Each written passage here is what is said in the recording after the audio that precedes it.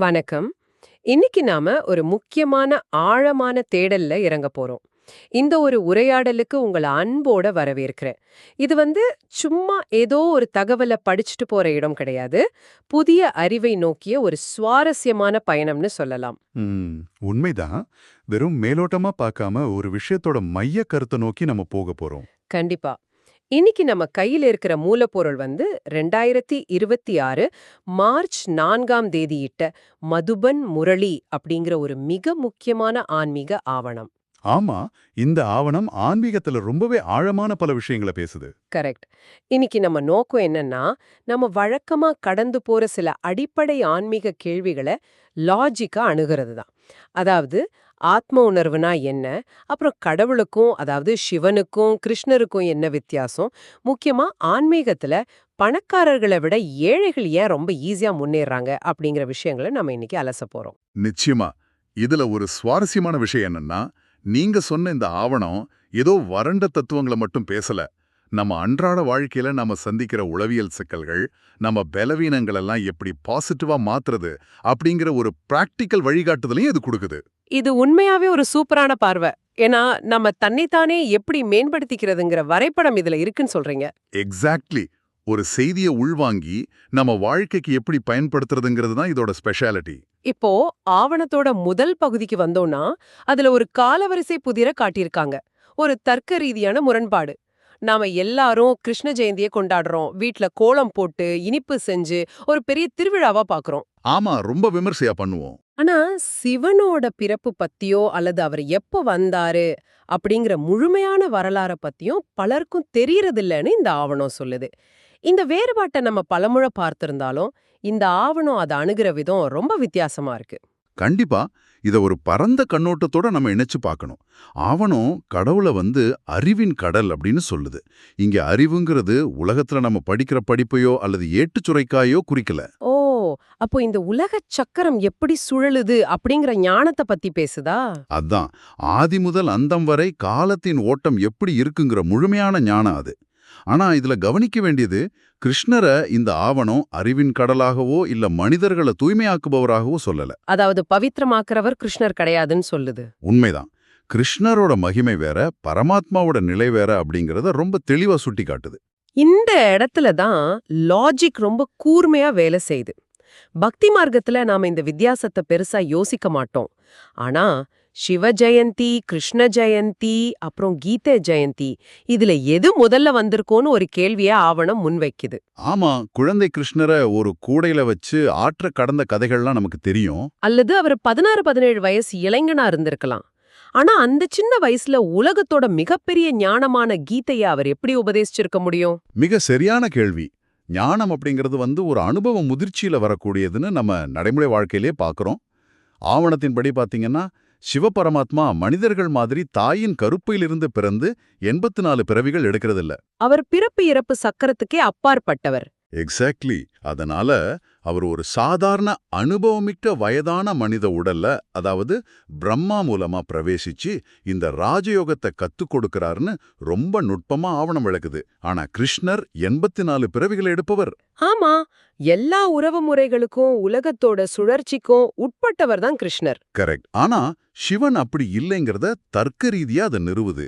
இந்த லாஜிக் நாம இதுவரைக்கும் நம்பியிருந்த விஷயங்களை ஒரு புது வெளிச்சத்துல பார்க்க வைக்குது. காலம் காலமா நம்ம கேள்வி கேட்காம நம்பிட்டு வர்ற விஷயங்களை இப்படி லாஜிக்கா யோசிக்கும் போது கிடைக்கிற ஒரு ஆஹா மொமெண்ட் இருக்கே, அது ரொம்ப வித்தியாசமான அனுபவம்.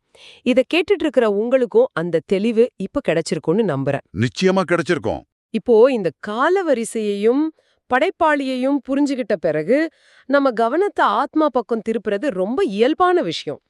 ஆத்மா ஒரு ஒளிப்புள்ளி அப்படிங்கிறது நமக்கு தெரிஞ்ச அடிப்படை விஷயம்தான். ஆனா இன்னைக்கு ஆவணம் அது எப்படி விவரிக்குதுங்கிறதுல ஒரு புதுமை இருக்கு. ஆமா, ஆத்மாங்கிறது வானத்துல மினுமிடுக்கிற ஒரு சின்ன நட்சத்திரம் மாதிரி அப்படின்னு ஆவணம் ரொம்ப அழகா சொல்லுது. அத கேட்கும்போதே ரொம்ப ஆச்சரியமா இருக்கு. இது ஆவணம் குத்ரத் அப்படின்னு வர்ணிக்குது. குத்ரத்னா இயற்கையோட மிகப்பெரிய விந்தை. இத நாம இன்னைக்கு இருக்கிற மாடர்ன் டெக்னாலஜியோட ஒப்பிட்டு பார்த்தா இன்னும் நல்லா புரியும். இப்ப நாம யூஸ் பண்ற மொபைல்ல கொஞ்சம் டேட்டா ஸ்டோர் பண்ணவே கிளவுட் ஸ்டோரேஜ்லாம் வாங்குறோமே, அத சொல்றீங்களா? அதேதான். சில ஜிபி டேட்டாவுக்கே நம்ம அவ்வளோ கஷ்டப்படுறோம். ஆனா கண்ணுக்கே தெரியாத அந்த சின்ன நட்சத்திரம் மாதிரி இருக்கிற ஆத்மாக்குள்ள ஒரு மனுஷன் எடுக்கிற 84 பிறவிகளுக்கான அத்தனை சுகதுக்கங்களோட பதிவுகளும் குணாதிசயங்களும் அழியாத வகையில சேமிக்கப்பட்டிருக்கு.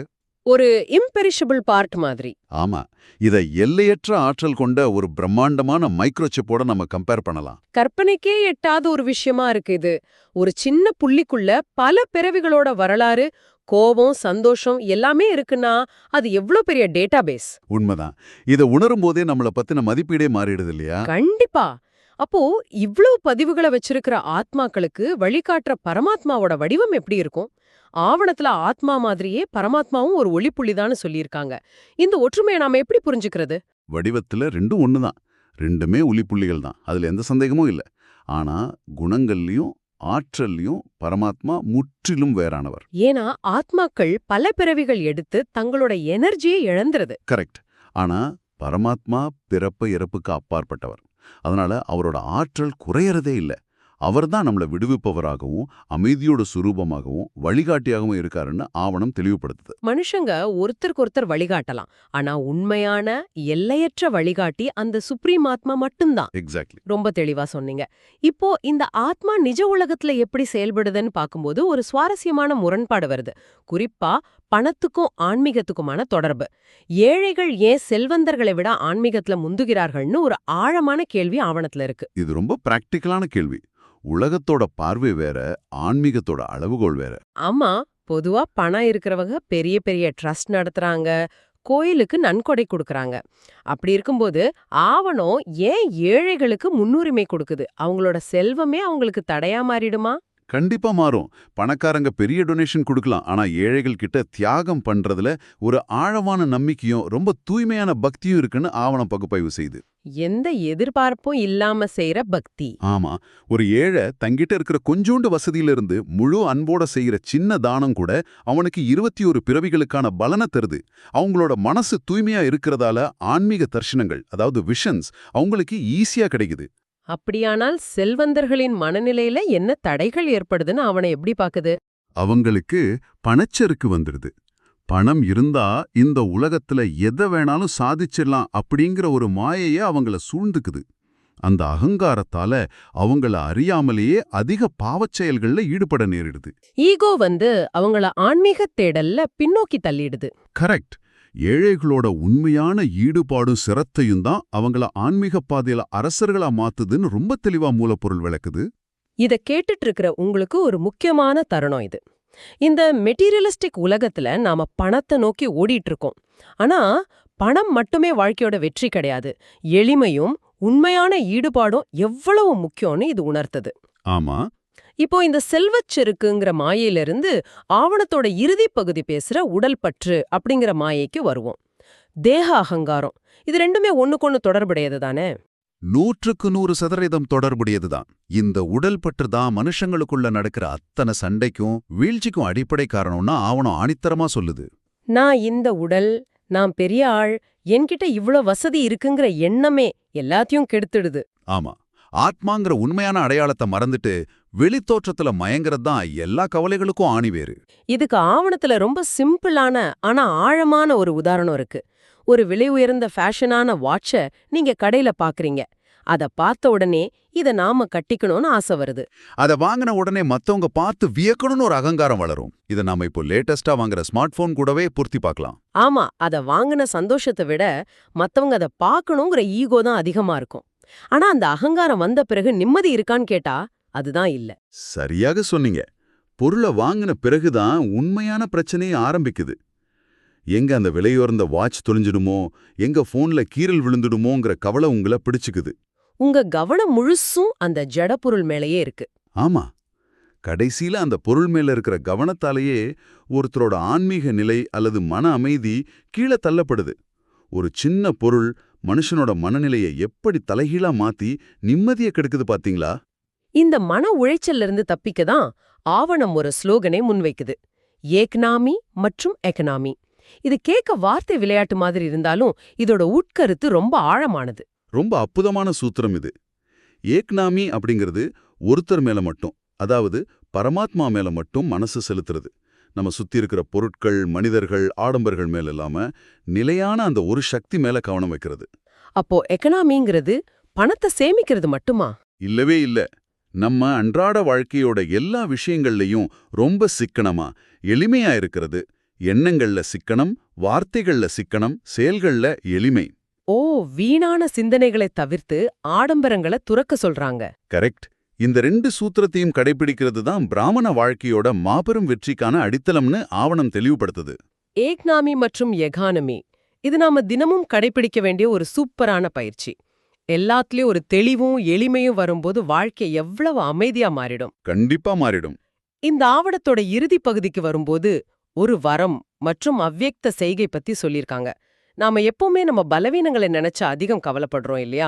எனக்கு இந்த கோபம் இருக்கே, இத கண்ட்ரோல் பண்ண முடியலேன்னு. ஆமா, நம்ம குறைகளையே நினைச்சு வருந்துவோம். ஆனா இந்த பார்வையை மாத்துறதுக்கு ஆவணம் ஒரு சிறந்த உளவியல் ஆலோசனையை கொடுக்குது. குறைகளையே பாடாம பார்வைய மாத்தணும்னு சொல்லுது. நான் கிழக்கு கிடார்கிரகத்தையும் அதை நமக்கு வழங்கிய பரமாத்மாவையும் நினைச்சு போற்றணும். நாம எப்ப நம்ம குறைகளை விட்டுட்டு வாய்ப்புகளை பத்தி சிந்திக்கிறோமோ அப்ப நாம தானாவே குணசம்பன்னராக மாறிடுவோம். ரொம்ப அருமையான ஒப்புமை. ஒரு இருட்டறையில இருட்ட பத்தி குறை சொல்றத விட ஒரு சின்ன மெழுகுவர்த்தியை ஏத்துறது நல்லதுன்னு சொல்ற மாதிரி இருக்கு. உண்மைதான். நம்ம சிந்தனை எந்த திசையில போகுதோ நாமும் அந்த திசையில தான் பயணிக்கிறோம். மேலும் அந்த அசைக்க முடியாத நம்பிக்கையோட அடித்தளத்தை பத்தியும் அந்த சைகை விளக்குது இல்லையா?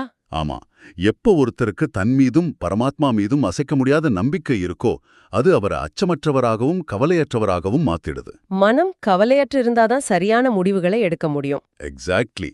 குழப்பத்தோட எடுக்கிற எந்த முடிவும் பலன் தராதுங்கிறத அந்த செய்கை ரொம்ப ஆழமா பதிவு செய்யுது. கவலையற்ற நிலைதான் சரியான முடிவுகளுக்கான திறவுகோல் அப்படிங்கறத நம்ம எல்லாருமே உணர்ந்திருப்போம். நாம இப்போ இந்த உரையாடலோட நிறைவு பகுதிக்கு வந்துட்டோம். இன்னைக்கு நாம அலசின விஷயங்களை சுருக்கமா பார்த்தோம்னா, முதல்ல 84 பிறவிகளோட டேட்டாவை வச்சிருக்கிற ஒரு சின்ன நட்சத்திரமான ஆத்மாவோட அபரிமிதமான ஆற்றலை பார்த்தோம். ரெண்டாவதா, பணச்செருக்கால வர்ற ஈகோவை விட ஏழைகள் கிட்ட இருக்கிற தூய்மையான பக்தியும் தியாகமுமே அவங்கள ஆன்மீகத்துல உயர்த்துங்கிறதுன்னு பார்த்தோம். மூணாவதா, உடல் சார்ந்த பற்றுக்களை விடுத்து ஏக்னாமி மற்றும் எக்கானமி அப்படிங்கிற சூத்திரத்தோட எளிமையா வாழ வேண்டியதன் அவசியத்தை புரிஞ்சுக்கிட்டோம்.